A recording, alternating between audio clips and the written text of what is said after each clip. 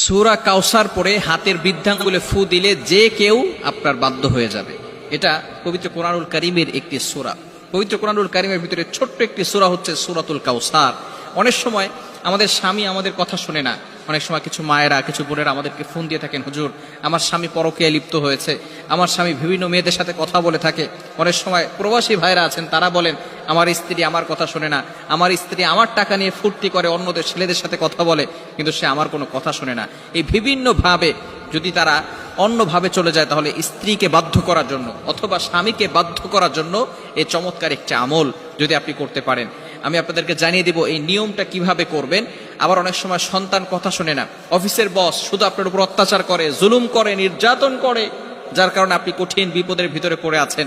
যদি আপনি এই আমলটা করতে পারেন, অবশ্যই আল্লাহ তাআলার পক্ষ থেকে সুন্দর একটা ফলাফল আসবে। 21 দিন এই আমলটা করবেন। আমলটি করবেন কিভাবে আমি আপনাদেরকে ভালো করে বলে দিচ্ছি। প্রথমে আপনি ওযু করবেন, পবিত্র অবস্থায় থাকবেন, অবশ্যই পবিত্র থাকতে হবে।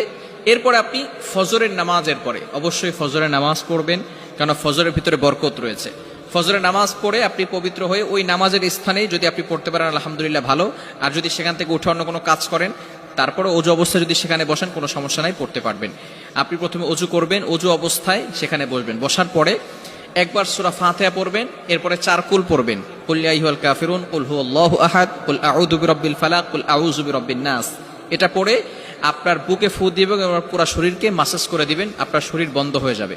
এরপরে আপনি 3 বার দুরূদ শরীফ পড়বেন। আমরা নামাজের ভিতরে যে দুরূদ শরীফ পড়ি, এই দুরূদ শরীফ 3 বার পড়তে হবে। এই দুরূদ শরীফ 3 বার বলার পরে এরপর আপনি আউযু বিল্লাহ বিসমিল্লাহ সহকারে সূরা কাউসার পড়বেন 21 বার। কতবার?